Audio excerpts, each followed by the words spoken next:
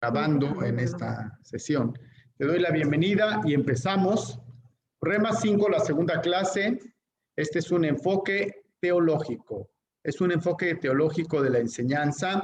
Así que vamos a estar hablando y enseñando. La clase anterior hablamos y dimos una introducción a lo que es la teología y hablamos un poquito de las diferencias y de la importancia de la escritura. Así que ahora quiero hablarte acerca de la inspiración de las escrituras, ¿verdad? Dice el diccionario Webster y define la inspiración de la siguiente manera: es la influencia sobrenatural del Espíritu de Dios ejercida sobre la mente del hombre, influencia que capacitó a los profetas, a los apóstoles y escritores sagrados para exponer, dice, la verdad divina sin mezcla de error. Amén. Voy a pedirles que me ayuden con su micrófono cerrado. Es la influencia sobrenatural del Espíritu de Dios ejercida sobre la mente del hombre. Es una influencia que capacitó a los profetas, a los apóstoles y a los escritores sagrados para exponer la verdad divina sin mezcla de error. Sin mezcla de error. Deme un minutito, sí. Voy a contestar algo que me están pidiendo aquí y ahora mismo continuamos. Sin mezcla de error. ¿Por qué es importante partir de esto, hermanos? Porque si no consideramos que las Sagradas Escrituras son inspiradas por Dios e infalibles, es decir, que no tienen errores, nos deja puertas abiertas o ventanas abiertas a pensar que las Escrituras fueron o iluminadas o que parcialmente influenciaron a un hombre, pero que es susceptible de errores. Entonces, no podemos como estudiar teología y pensar que la Biblia es parcialmente cierta. Tenemos que partir del concepto que las Escrituras son inspiradas por Dios, inspiradas por el Espíritu Santo en la mente del escritor y que los capacitó para usar las frases adecuadas sin una posibilidad de una mezcla de error. También dice el diccionario que la inspiración de las Escrituras es la intimación que Dios hace al escritor sagrado para que el escritor, escriba acerca de una determinada materia junto con su asistencia especial para que no yerre en su exposición.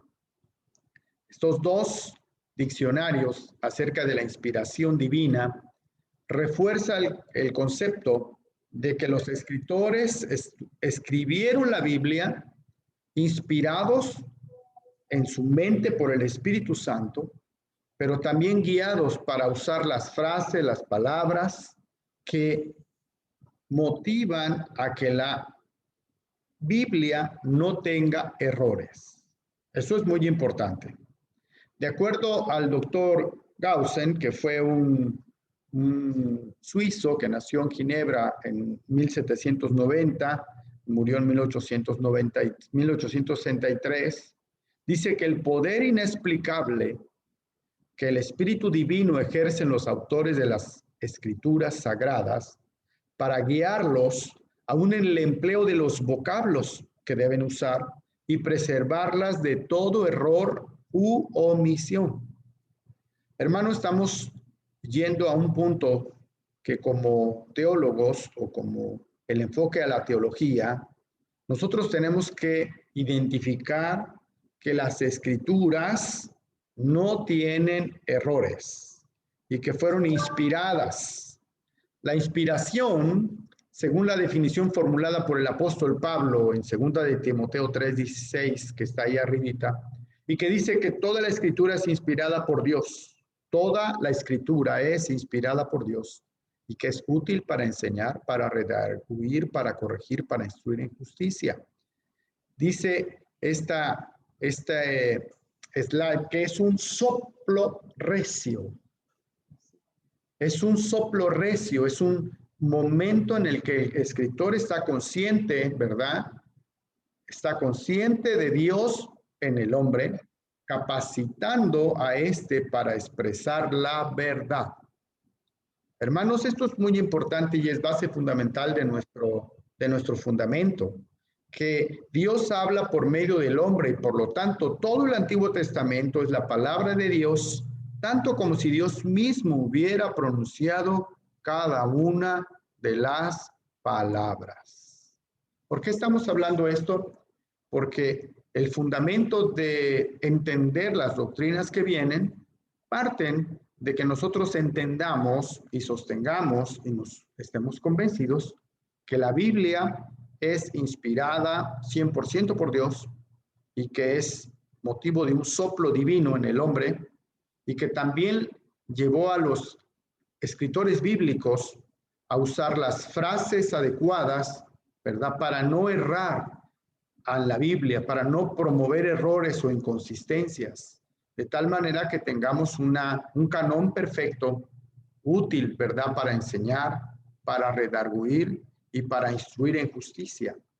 Esto abre una palabra a nuestros ojos, que las escrituras son el resultado del influjo o el hálito divino, o el soplo divino, así como la respiración acompaña en el hombre la pronunciación de las palabras.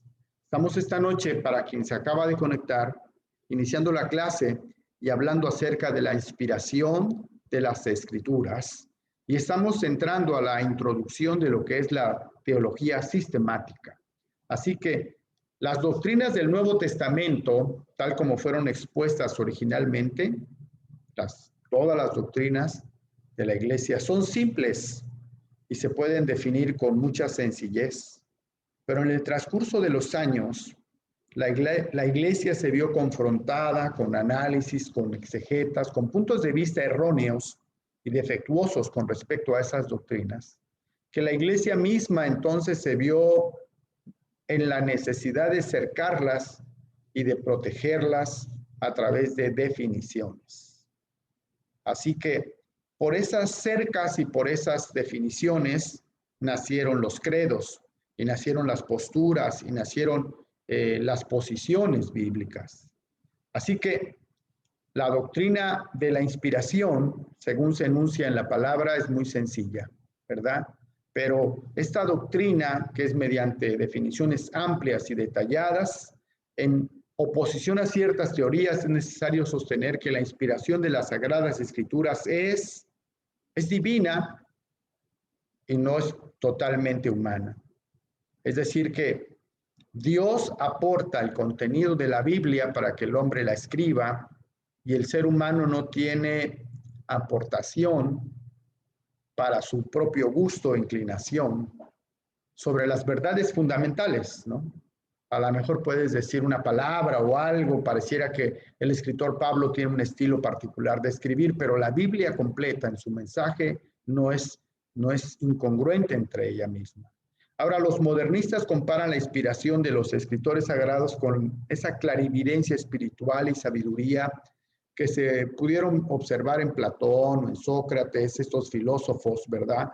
O otros genios de la literatura o la filosofía, y consideran que la inspiración de esta escritura es puramente natural. Esta teoría, ¿verdad? Esa idea de que la inspiración es puramente natural, a través del talento del escritor bíblico, a través de la capacidad del escritor, despoja el vocablo inspiración de todo su sentido.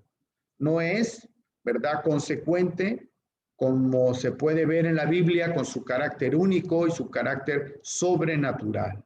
Así que estamos viendo cómo la Biblia es única y no es común.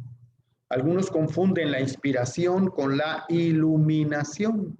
La iluminación es la influencia ejercida por el Espíritu Santo, la cual es común a todos los creyentes y les facilita las verdades divinas. Alguien me gustaría que me leyera 2 Corintios 2:4 y Mateo 16:7, si puede alguien ayudarme a leer esa parte bíblica. ¿Quién dice yo? Sarita. Sarita, adelante, por favor, según 1 Corintios 2:4, ¿cómo dice? Espérenme, es que pensé que era segunda. Bueno, viven Primero. ahí juntito. Primera de Corintios Dice, si quiere, 2:4. 2:4. Dice, y ni mi palabra ni mi predicación fue con palabras persuasivas de humana sabiduría, sino con demostración del Espíritu y de poder. Así es, no fue con palabras persuasivas, o sea, de un talento humano, sino con demostración de espíritu y de poder. Mateo 16:17, vamos a leer para ustedes. Recuerden que, adelante, por favor. ¿Sí? Entonces le respondió Jesús, bienaventurado eres, Simón, hijo de Jonás, porque no te lo reveló carne ni sangre, sino mi Padre que está en los cielos. Dice que afirma que esta iluminación es una explicación adecuada del origen de la Biblia. Existe algo en el hombre como su facultad propia y según se enseña, por lo cual el hombre puede conocer a Dios, algo así como un ojo del alma. Esas circunstancias que los hombres piadosos de antaño meditaban en Dios y el Espíritu Divino, vivificaban sus facultades, pero no es de esta manera, porque la Biblia es totalmente inspirada por Dios. Así que las escrituras mismas tienen toda la apariencia de ser inspiradas y un examen de ello afirma a su carácter que sustenta y se apoya esta afirmación. Veamos algunos puntos. Su exactitud, ¿verdad? La Biblia es exacta, no divaga, por ejemplo, en cómo fue la creación. No dice en el Génesis la creación fue de esa manera y en el Éxodo dice que la creación fue de otra. Su unidad. La Biblia consiste en 66 libros escritos por 40 autores diferentes por un periodo de 1600 años y abarca una variedad de asuntos. No obstante, mantiene una unidad de tema y de propósito que se puede explicar solamente si se admite que fue dirigida por una mente rectora y superintendente. Qué precioso, ¿verdad?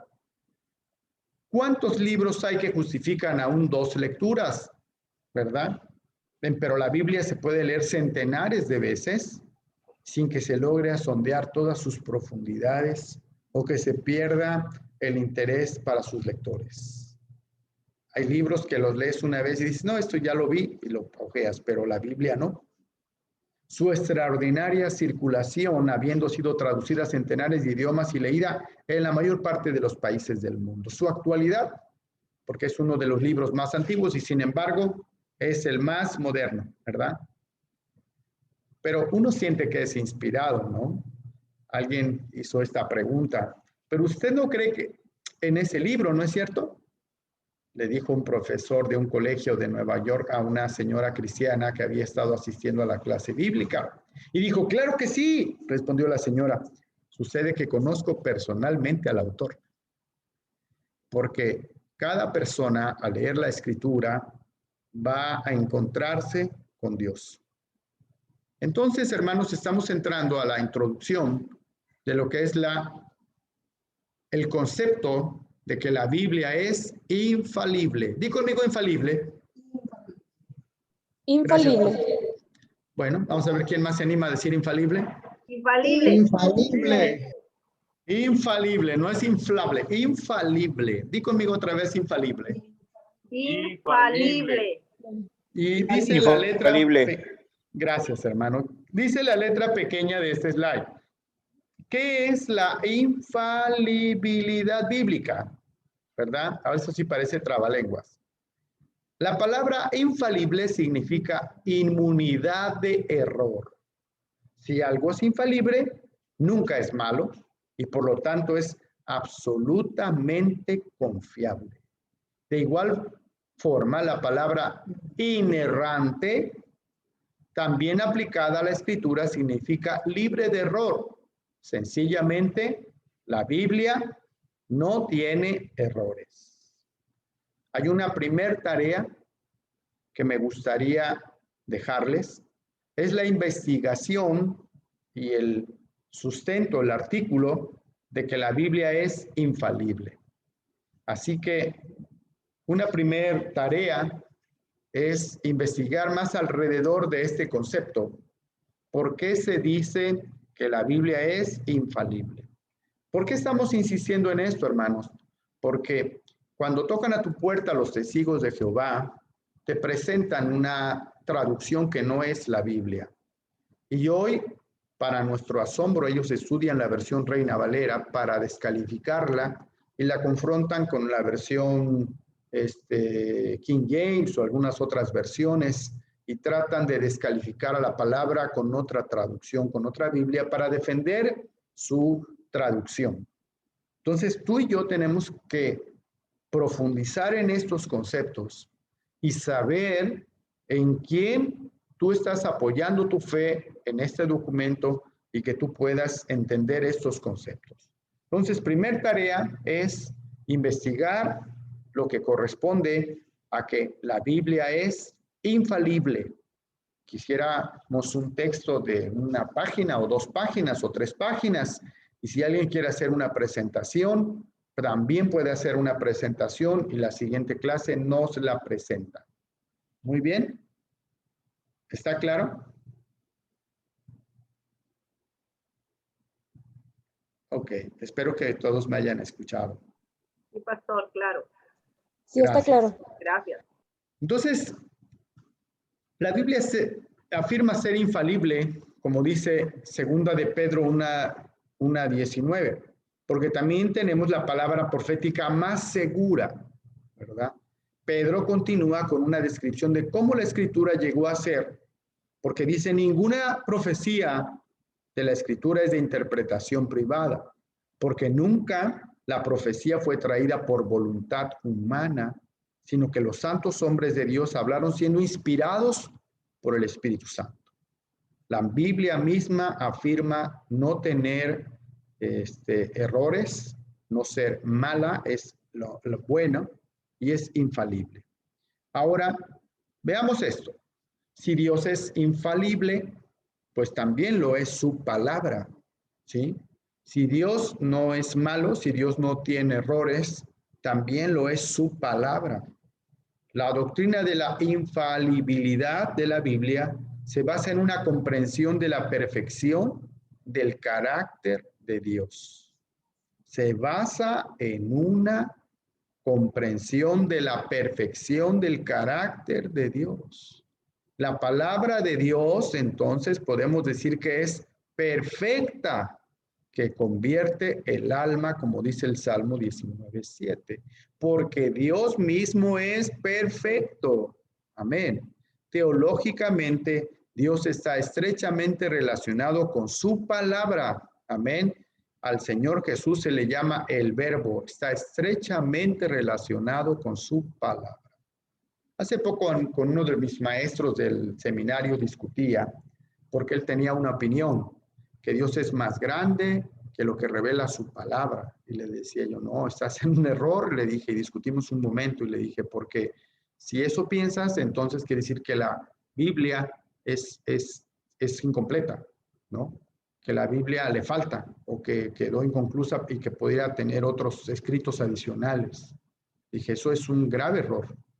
Y la verdad es que si uno abre esa puerta, entonces abre la puerta para el mormonismo, para los mormones que se inspiraron en un versículo y de ahí sacaron un testamento para el continente americano, o para muchos otros pensamientos que lo pudieran elevar al nivel de la Escritura. Por eso tenemos que entender que la Biblia es infalible, porque habla de la perfección del carácter de Dios. Y si Dios es perfecto, la palabra de Dios es perfecta, ¿sí? Porque Dios mismo es perfecto. Teológicamente, Dios está estrechamente relacionado con su palabra. Mismo al Señor Jesús se le llama el Verbo. Así que, hermano, hablando de teología sistemática, que vamos a empezar a entrar a los temas, ¿cómo vamos a desarrollarnos? Si bien tenemos una primera tarea para la siguiente semana, a mí me gustaría que los siguientes temas los repartiéramos por equipo y que hubiera una exposición, a lo mejor las 2 siguientes clases ustedes exponen cómo es su tema. Les voy a pasar el PDF para que de ahí extraigan la presentación. Y si ustedes quieren agregarle con alguna otra bibliografía, de tal manera que usted aprende de manera primaria y todos nos pasa el conocimiento a todos en la clase. ¿Ok? Entonces, empezamos. La teología sistemática, que es la que vamos a mirar. Recuerdan la semana pasada que dije que la teología sistemática es como abrir grandes anaqueles y colocarlos por temas, de tal manera que trazan sobre un tema todas las citas bíblicas y navegan por toda la Biblia, y de tal manera que toca un tema, por ejemplo, el tema Dios y todas las citas que sustentan el carácter Dios. Así que, ¿cuáles son los temas que se ven en la teología sistemática? Bueno, un resumen de muy alto nivel de acuerdo a la teología sistemática de Mir Pirman, que es una de las teologías más antiguas que escritor bíblico me gusta mucho, porque en su contexto del libro mismo habla que él fue bautizado con el Espíritu Santo. Cuando un escritor bíblico, o escritor de una teología o de un apunte bíblico ha sido bautizado por el Espíritu Santo, seguramente va a tener una opinión mucho más profunda, mucho más teológica que una persona que no ha tenido la experiencia de ser bautizado por el Espíritu Santo. Tengo mucho respeto cuando yo encuentro que un escritor ha sido bautizado por el Espíritu Santo. Así que este escritor, Mir Pirman, establece 11 grandes temas en la teología sistemática que lleva su nombre. El primer tema es Dios, el segundo tema es los ángeles, el tercer tema habla del hombre, el cuarto del pecado, el quinto habla del Señor Jesucristo, la expiación, la salvación, la sanidad divina, el Espíritu Santo, la iglesia y los acontecimientos finales. ¿Quién, a ojo práctico, me puede decir cuál es la secuencia que se aprecia aquí lógica? Se aprecia una secuencia de autoridad de Dios y de ahí hacia abajo. Es como Dios es la cabeza y luego, bueno, va así, pero aquí van los ángeles y luego el hombre, la caída del hombre. O sea, como que es algo sistemático, pero desde la cabeza, que es Dios. Bueno, es lo que yo creo. Bien. ¿Quién tiene otra opinión? ¿Cuál es la secuencia que sigue? ¿Sí? Pastor, esa es la secuencia como viene precisamente en la Biblia. Empieza Así hablando es. de un Dios creador, hablamos en Génesis, habla del tema de los ángeles, la creación del hombre, el pecado, que fue ahí lo que pasó con Adán y Eva, y bueno, llegamos hasta los acontecimientos finales, que es Apocalipsis. Entonces lleva un orden y una secuencia como la misma palabra lo está llevando. Muy bien. ¿Alguien piensa igual que el hermano Mauro? ¿Está de acuerdo o tiene un punto de vista que disiente de él? Sí, pastor, yo pienso que sí, así es de esa manera, porque están más o menos en ese mismo orden presentados en la Biblia, y explicados de acuerdo a cada uno de los grandes temas, otros puede decirse que subtemas. Muy bien, correcto. ¿Verdad? Se mira que primero enfoca a Dios, los ángeles, luego empieza con el hombre, su caída, luego la venida de nuestro Señor Jesucristo, su expiación, la salvación, después la época de la sanidad divina con su ministerio, la venida del Espíritu Santo, el trabajo de la iglesia y el punto final, ¿no? Es como un compendio de la Biblia, resumido en 11 grandes temas teológicos que va enfocando, va analizando cada uno de ellos. Entonces son 11 temas y me gustaría que quien elige cada tema. Son 11 participantes, así que podrían hacer equipos, podrían no hacer equipos. ¿Cómo les gustaría participar? ¿Quién dice yo agarro el tema 1? ¿O el tema 1 y 2? Perfecto. Beto. Beto, ¿agarra qué tema? El 1. Bueno, déjenme ir apuntando porque seguramente lo podríamos olvidar. Hermano Beto, el tema Dios. Ok, ¿quién más? Pasó por aquí Caro y Mauro, tomamos el 5 y el 6, si no hay inconveniente. 5 y 6. Muy bien. 5 y 6, ¿qué es? Jesucristo y la expiación. Muy bien. ¿Quién más? ¿Estamos en la oferta? Por acá, pastor. Sí, Charo y Genaro, ¿no? Salvación y la sanidad divina. Salvación, que es el 6, 7 y 8. Muy bien. ¿Y Gaby la dejan fuera o qué? Yo el pecado. ¿Tú el pecado? Sí. ¿Cómo no? Yo el Espíritu Santo. Gaby, 4. ¿Quién dijo Espíritu Santo? Nancy Valenzuela, el 9. Muy bien. Yo quiero tomar el hombre y si queda, a lo mejor y me junto con alguien para el último, para el 11, para el acontecimientos finales. Me gustaría hacer equipo con alguien en ese último bien. tema.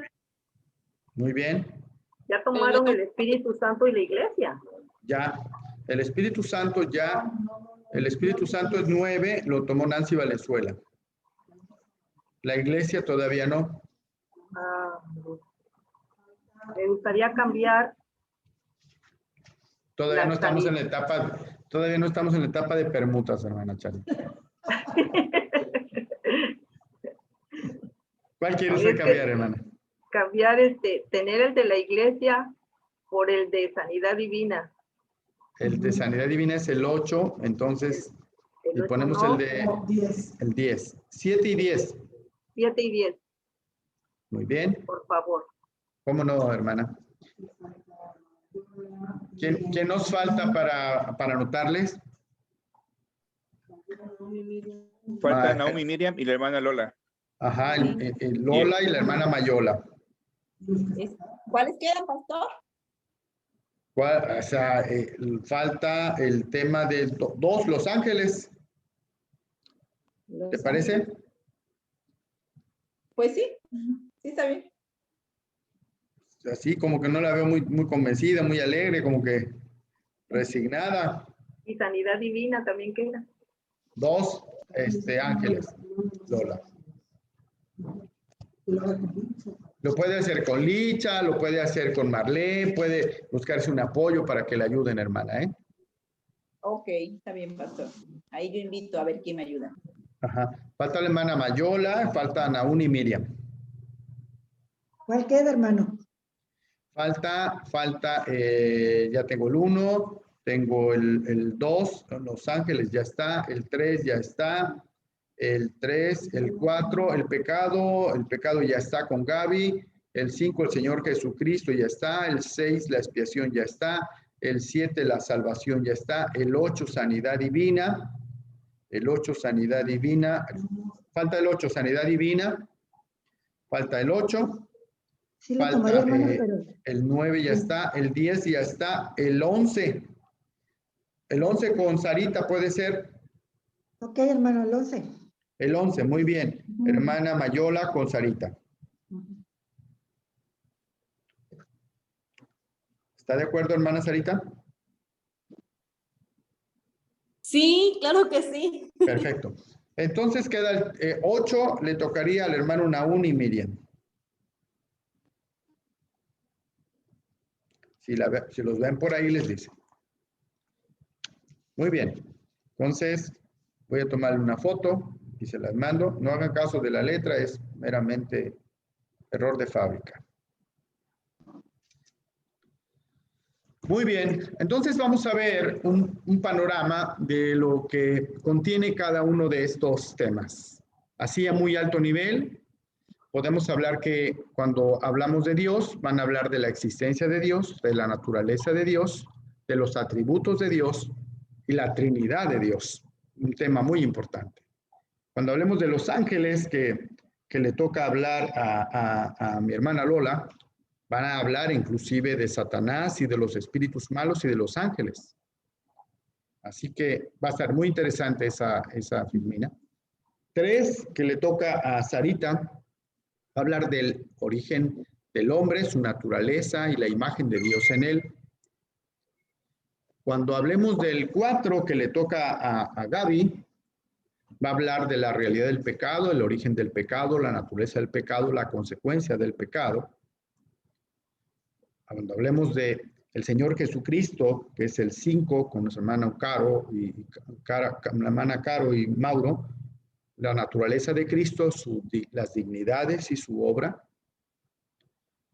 6, también les toca a ellos la exposición, expiación en el Antiguo Testamento, la expiación en el Nuevo Testamento. 7, cuando toca el tema de la salvación, ¿verdad? Vamos a hablar, el 7 le toca ¿a quién? A Charito y Genaro, la naturaleza de la salvación, su justificación, la regeneración, la santificación, la seguridad de la salvación. El 8, cuando hablemos de sanidad divina, vamos a hablar, en este caso le tocaría hablar a Naún y Miriam. Cuando hablemos de el Espíritu Santo, ¿verdad? Que le toca, el 9 le toca a Nancy Valenzuela, va a hablar de la naturaleza del Espíritu Santo, el Espíritu Santo en el Antiguo Testamento, el Espíritu Santo en Cristo, el Espíritu Santo en la vida del hombre, los dones del Espíritu Santo y el Espíritu Santo en la iglesia. Está muy amplio este tema, muy interesante. Cuando hablemos de 10, la iglesia, que le toca también a mi hermana Charito y Genaro, vamos a hablar de la naturaleza de la iglesia, de su fundación, de los miembros, de la obra, las ordenanzas de la iglesia, el culto de la iglesia y la organización de la iglesia. Este tema está muy interesante también.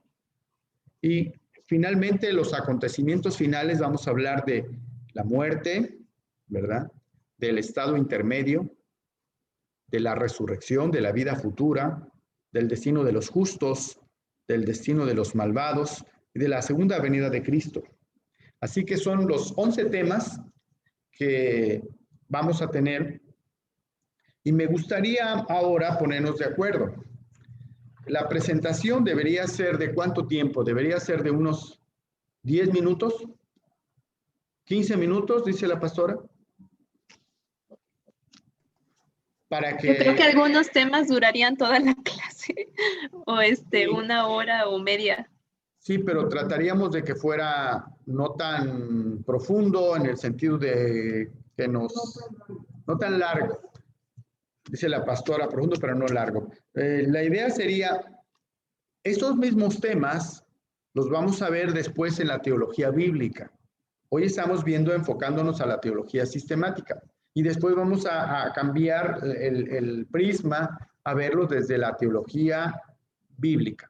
Entonces, por eso es que debería pasar, yo creo que 15 minutos debería suceder, o 20 minutos, de 15 a 20 minutos, y necesitaríamos que alguien nos lleve el tiempo y que nos corte, ¿no? Para que no suceda que se nos va el tiempo y no avanzamos, porque si no nos podemos perder.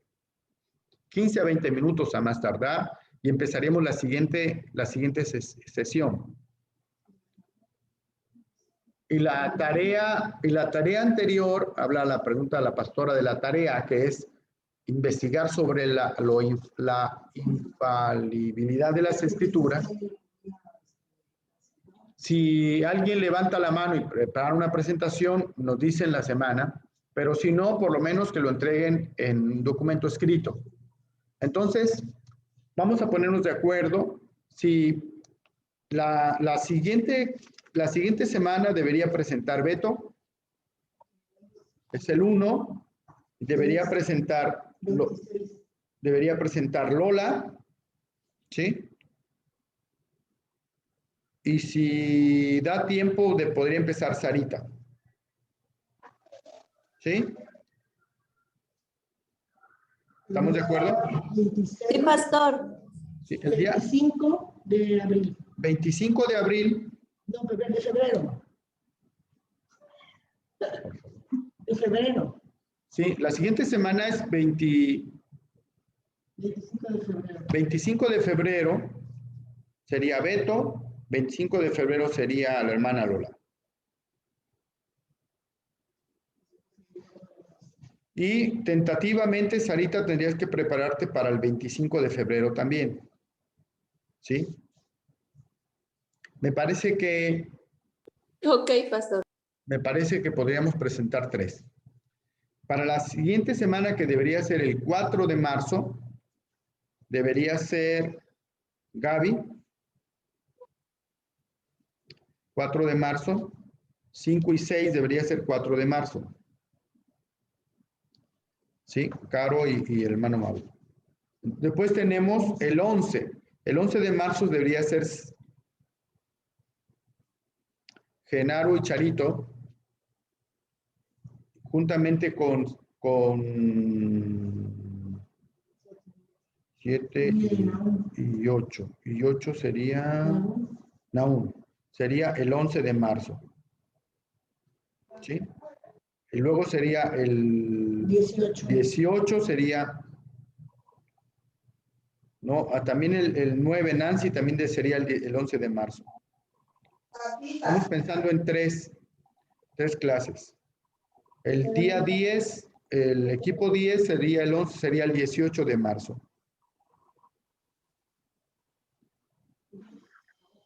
Ajá. ¿Estamos? Sí, repito otra vez. Al equipo 1 le tocaría el 25 de febrero, que es Beto. Al equipo 2 le tocaría el 25 de febrero también, y al equipo 3, que es Sarita. El equipo 4, que es Gaby, le toca el 4 de marzo, y juntamente con Caro y Mauro, que es el equipo 5 y 6. Después, el día 11 de marzo le tocaría a Genaro y Charito con el tema 7. Le tocaría a Naún y Miriam, que es el equipo 8. Y le tocaría el 18 de marzo le tocaría a Sarita. Le tocaría al equipo 10, que es Genaro y Charito, y le tocaría a Naún y Miriam. Bueno, entonces vamos a tener trabajo para investigar, y la idea es que todo el mundo empiece a leer y a investigar para que podamos todos participar. Pastor, una duda. Sí, Charito, te puse mute, pero adelante, por favor. ¿Cómo se llama? El material didáctico solamente sería Meyer Pilman o cualquiera que tengamos. Muy buena pregunta. La base debería ser Meyer Pilman porque estamos sobre él analizando la teología bíblica y sistemática, pero si encuentran otro autor que enfoque por ahí, que quieran enriquecer, me parece que está abierto, siempre y cuando esté en el tema, ¿no? No se vayan a salir del tema. Sí, gracias. Sí. Eso me parece muy buena pregunta y muy buen aporte. Si usted encuentra alguna otra teología sobre el tema y que quiera complementarlo, está bien, ¿no? En este grupo, en esta clase, lo que estamos buscando es formar un criterio teológico. Estamos formando una doctrina, y de eso trató la semana pasada. Estamos formando una base para que nosotros podamos más adelante entender las diferencias teológicas. Entonces, es muy importante que esto lo pasemos. Esto es como la introducción a la parte más profunda que vamos a ver del curso. Entonces, me parece muy importante que todo el mundo participe y que todo el mundo pase consciente, no pase dormido, que pase consciente. ¿Ok? Vamos adelante un poco. Si usted tiene una pregunta, me dice. Entonces, estamos hablando El primer tema es que Dios es espíritu infinito, eterno, inmutable en su ser y sabiduría. Y este concepto de que Dios es espíritu infinito, eterno, inmutable en su ser, sabiduría, poder, santidad, justicia, bondad y verdad, surge este texto del Catecismo de Westminster, ¿no? Y ahora, ¿dónde es eso? Voy a suspender un poco y te voy a llevar al Catecismo, ¿verdad? Que es una confesión de fe.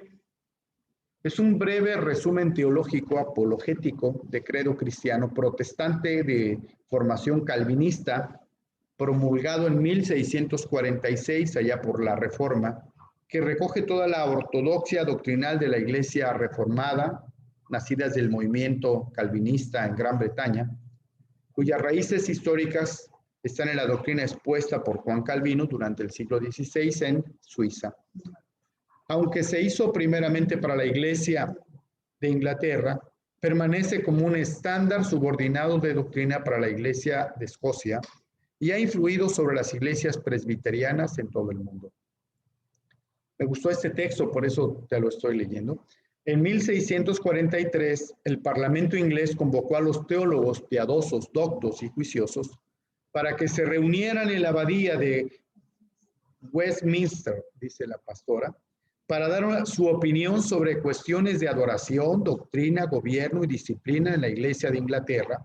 Sus reuniones, que se llevaron a cabo a lo largo de 5 años, produjeron la confesión de fe, así como un catecismo o un catecismo mayor y un catecismo menor, que por más de 3 siglos, varias iglesias a lo largo del mundo han adoptado como la confesión, como su catecismo, como su estándar de doctrina subordinado a la Biblia. Les decía un poco que las verdades simples, profundas de la Biblia han tenido que amurallarlas a través de definiciones. Estas definiciones son los catecismos, ¿no? Es una promulgación de fe. La confesión de fe de Westminster fue modificada y adoptada por las congregacionalistas de Inglaterra, dando lugar a la confesión de Saboya en 1658. De la misma forma, los bautistas de Inglaterra modificaron esta confesión de Saboya para producir la confesión bautista de Londres en 1689. Entonces, los presbiterianos, congregacionalistas y bautistas ingleses llegaron a ser conocidos todos ellos como los no conformistas, puesto que no se conformaron al Acta de Uniformidad de 1632 que establece la Iglesia de Inglaterra como la única iglesia aprobada legalmente, aunque ellos estaban unidos de muchas formas por sus confesiones comunes basadas todas ellas en la Confesión de Westminster. Ahora, déjame interrumpir un poco la presentación y déjame ubicar un texto que solamente quiero compartir contigo para que tengas una idea de esta confesión teológica. Dice este sitio que encontré, que es el Catecismo Mayor, acordado, dice aquí, voy a hacer un poco más grande, por la Asamblea de Teólogos de Westminster, con la asistencia de los delegados de la Iglesia de Escocia, como parte de la uniformidad pactada y establecida en religión entre las iglesias de Cristo en los reinos de Escocia, Inglaterra e Irlanda.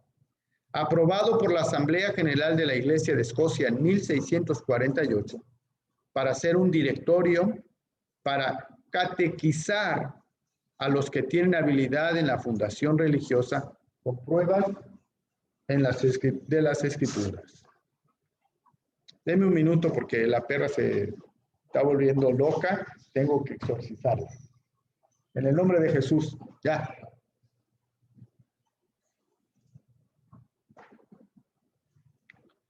Dice, según esta acta,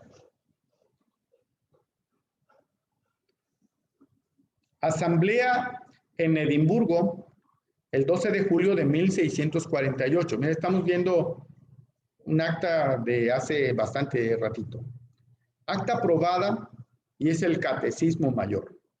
Entonces aquí habla de la asamblea, habiendo examinado todo esto. Pero voy a llevarte al punto. Y habla a través de preguntas y respuestas. ¿Cuál es el fin principal y más noble del hombre? El fin principal y más noble del mundo es el de glorificar a Dios, gozar de Él para siempre. Y aquí dan las citas con los cuales fundamentan este punto. ¿Cómo sabemos que hay Dios? Y la respuesta es: la mera luz de la naturaleza en el hombre y las obras de Dios manifiestan plenamente que Dios existe, pero su palabra y espíritu son los únicos suficientes, eficazmente lo revelan a los hombres para la salvación. Y aquí dan las citas de esa posición, ¿no? Luego dice, ¿qué es la palabra de Dios? En el punto 3. Y dice, las sagradas escrituras del Antiguo Testamento son la palabra de Dios, la única regla de fe y de obediencia. Y citan, por ejemplo, 2 de Timoteo 3:16 y las citas que acabamos de ver hace un momento. Pregunta 4. ¿Cómo sabemos que las escrituras son palabra de Dios? Dice, las escrituras manifiestan en sí mismas que son palabra de Dios por su majestad y pureza, por el conocimiento de todas sus partes, consentimiento de todas sus partes, y por el fin que se proponen en el todo, que es dar gloria a Dios por su luz y poder, para convencer a los pecadores, para consolar y edificar a los creyentes para la salvación. Pero el Espíritu de Dios, dando testimonio con las Escrituras y por medio de ellas al corazón del hombre, es el único que puede persuadir plenamente que son la verdadera palabra de Dios. Y da las citas. Y así empieza qué es lo que principalmente escriben las Escrituras, lo que el hombre debe saber respecto a Dios. Y voy a pasar, no voy a leer más. Si a alguien le interesa, le puedo pasar el link. Así es el catecismo mayor al que cita este gran concilio de Westminster. Y aquí, ¿qué es? En otras palabras, es un gran credo que la iglesia presbiteriana adoptó y que después la iglesia bautista modificó y que dio a luz a otro credo, que es el credo de Saboya, y que de esta manera las grandes denominaciones que nos precedieron en los siglos anteriores se apoyaron a través de estos credos, que no es otra cosa que puntos doctrinales sobre cómo camina su iglesia, ¿no? Entonces, ¿por qué es importante entenderlo? Porque voy a dejar de compartir. ¿Por qué es importante saberlo? Porque cuando tú y yo, en este siglo, nos tocan a la puerta y nos quieren enseñar Biblia, sería muy bueno tener a la mano este código, este acuerdo, este decreto, este dogma, este punto doctrinal, para que tú y yo sepamos en qué estamos fundamentados en base a la palabra de Dios. Hermanos, voy a suspender un poco el recording y hasta aquí vamos a dejar la clase.